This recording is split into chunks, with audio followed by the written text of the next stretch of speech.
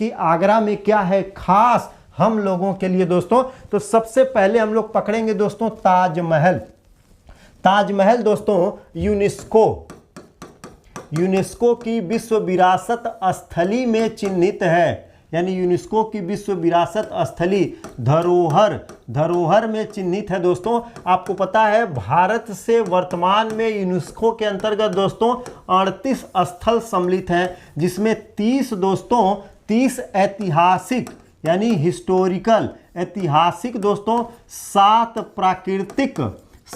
प्राकृतिक और 1 दोस्तों मिश्रित है, यानी जयपुर राजस्थान का इसके अंतर्गत मिश्रित है। और ऐतिहासिक धरोहरों में अगर देखेंगे दोस्तों तो 3 का संबंध तो आगरा से ही है, यानी 3 का संबंध दोस्तों आगरा से ही है, जिसमें सबसे महत्वपूर्ण है दोस्तों ताजमहल।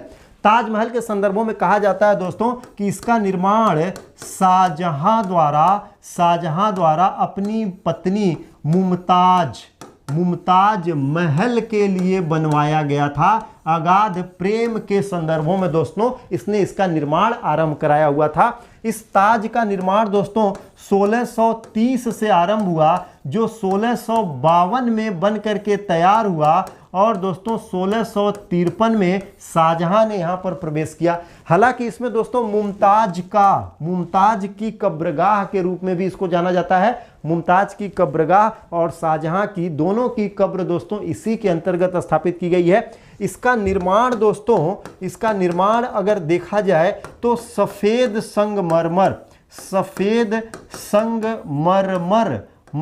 से किया गया है दोस्तों, लेकिन इसका जो चबूतरा है उसका निर्माण लाल बलुआ पत्थर से किया गया है। यह दोस्तों यमुना के पश्चिमी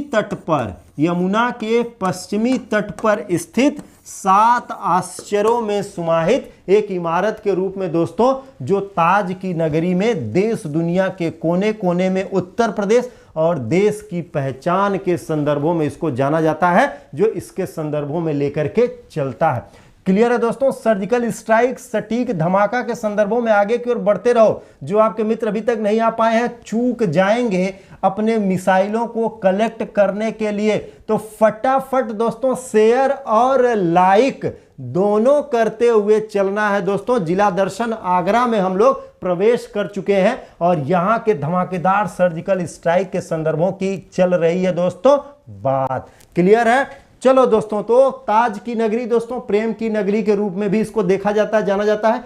देश दुनिया के देश दुनिया के दूर दूर से पर्यटक दोस्तों ताज को देखने प्रयागराज यानी उत्तर प्रदेश के आगरा में दोस्तों प्रवेश करते रहते हैं। तो आप में से कितने लोगों ने ताज का किया है दीदार?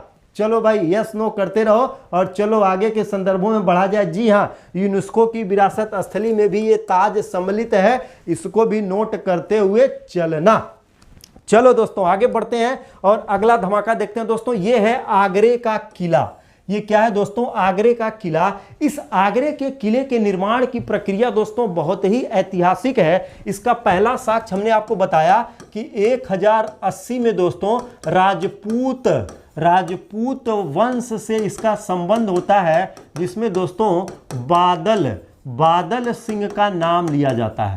इस किले को अगर देखा जाए दोस्तों तो इसका निर्माण ईंट से किया गया है। ये अपने आप में दोस्तों एक अद्भुत कला है कि ईंट से किले के निर्माण के संदर्भों की बात हो रही है। लेकिन दोस्तों जब सिकंदर लोदी ने आगरे का निर्माण किया एक नए नगर के रूप में दोस्तों, तो उसने इसको लाल किले का नाम दिया। दोस्तों ये पहले लाल किला जाना जाता था, इसको क्या लाल किला कहते थे। हालांकि अब लाल किला दोस्तों दिल्ली में है, इसको लेके कंफ्यूज नहीं होइएगा। लेकिन आगरे के किले को भी दोस्तों लाल किला ही कहा जाता था, इसके लाल रंग के कारण। तो लाल ईंटों से दोस्तों इसका निर्माण किया गया था। जब 1565 में दोस्तों इस नगर में अकबर का प्रवेश हुआ तो उसने अपने आप को बहुत सुकून में महसूस किया और कहा कि बस अब इसी नगर में हम अपनी अस्थाई राजधानी बनाएंगे।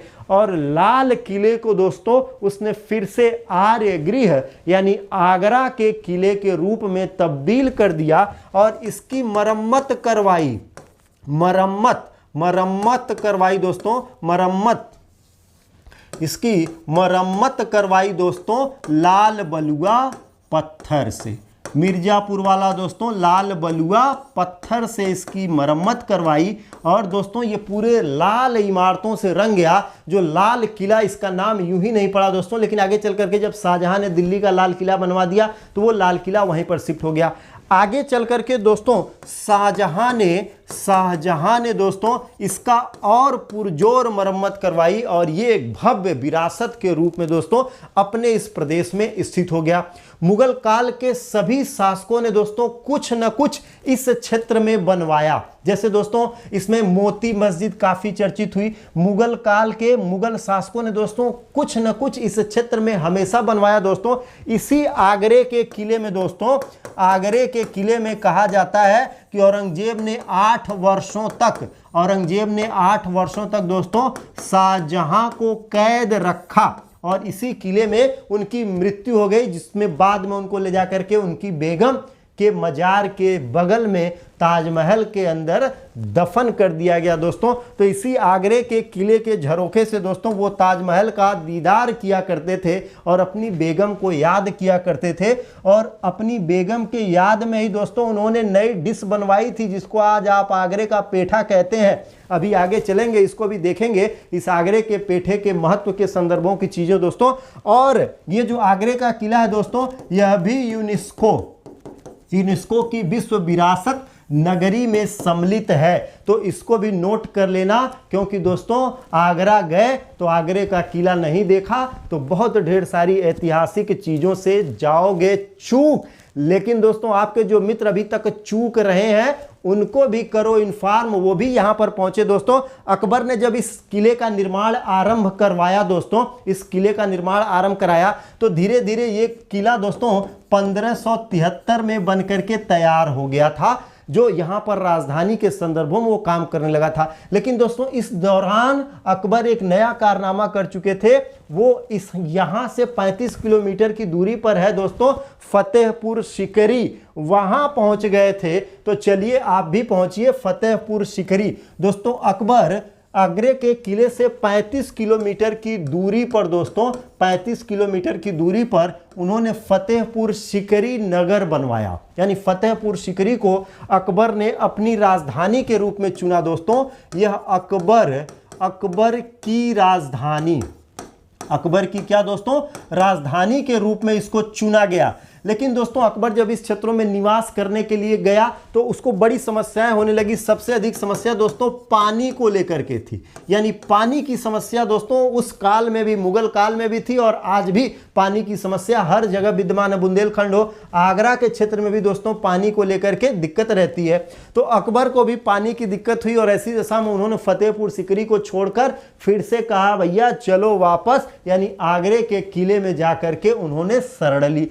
लेकिन दोस्तों इसी दौरान अकबर गुजरात का चर्चित अभियान कर चुका था। गुजरात का इतिहास का सबसे त्वरित अभियान के रूप में दोस्तों इसका नाम दर्ज किया जाता है। 1573 में गुजरात के सोलंकी वंशी शासकों को दबाने के लिए दोस्तों उसने अभियान किया था और उसमें उसने जीत हासिल की। इस जीत के उपलक्ष्य में दोस्तों इसी फतेहपुर सीकरी यानी आगरा में ही फतेहपुर सीकरी में दोस्तों उसने नींव रखी बुलंद दरवाजे की उसने दोस्तों रखी नींव। तो बुलंद दरवाजा दोस्तों उत्तर प्रदेश में जीत का एक प्रतीक के रूप में है, जिसको हम लोग गुजरात से जीत करके यहां पर लाए थे दोस्तों, और ये जीत के प्रतीक के रूप में है। तो चलो भाई, जितने यहां जीत के प्रतीक बुलंद दरवाजे इस समय मौजूद हैं, जो आपके मित्र इस बुलंद दरवाजे के दीदार करने से वंचित हैं, सबको फटाफट करो इन्फॉर्म सर्जिकल स्ट्राइक धमाका। दोस्तों ये बुलंद दरवाजे की नींव फतेहपुर सीकरी में अकबर ने रखा। गुजरात के जीत के उपलक्ष्य में दोस्तों इसका निर्माण गुजरात विजय के उपलक्ष्य में रखा गया। यह दोस्तों एक विस्तृत दरवाजे के निर्माण की प्रक्रिया आरंभ हुई, जो 53.6 मीटर की ऊंचाई का दोस्तों एक विस्तृत दरवाजा, और ये चौड़ाई का भी संदर्भ बहुत अधिक लेकर के चलता है दोस्तों।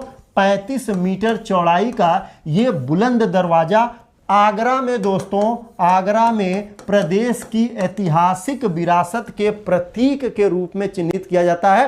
और देश दुनिया के लोग तो प्रभावित हुए दोस्तों, यूनेस्को भी इससे प्रभावित हुआ। ऐसी दशा में इसको भी यूनेस्को के अंतर्गत किया गया है रजिस्टर्ड। दोस्तों यह किला, यह दरवाजा दोस्तों 12 वर्षों में बन करके तैयार हुआ। 1601 में ये बन करके तैयार हुआ था दोस्तों। हालांकि अकबर बहुत दिन तक इस क्षेत्र में नहीं रह पाए थे, क्योंकि उन दिनों वो बीमारी से ग्रसित थे और इसी दौरान उनकी मौत भी हो गई थी। लेकिन दोस्तों तब तक बुलंद दरवाजा, अकबर का बुलंद दरवाजा बन करके तैयार हो गया और सबसे ऊंचे दरवाजे का दीदार अकबर ने किया।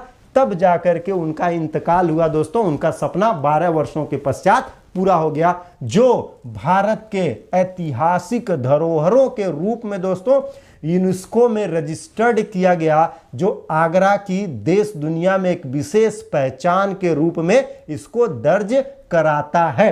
दोस्तों ध्यान रखना, 1573 में अनुराधा भारती 1573 में अकबर ने गुजरात का विजय किया था और इसने एक स्मृति चिन्ह बनवाने का निर्णय ले लिया था कि एक स्मृति चिन्ह के रूप में बनवाया जाए, जिसको बुलंद दरवाजा के नाम से जाना गया। 12 वर्ष लग गए दोस्तों, क्योंकि उन दौरान अकबर बहुत ढेर सारी समस्याओं में भी ग्रसित रहा, जो कि उसके पारिवारिक और राज्य की समस्याओं के संदर्भों में रही। तो धीरे धीरे इसका निर्माण कार्य भी वहां पर चलना प्रारंभ हुआ। तो गुजरात की याद में दोस्तों इस बुलंद दरवाजे को बनाया गया था। क्लियर?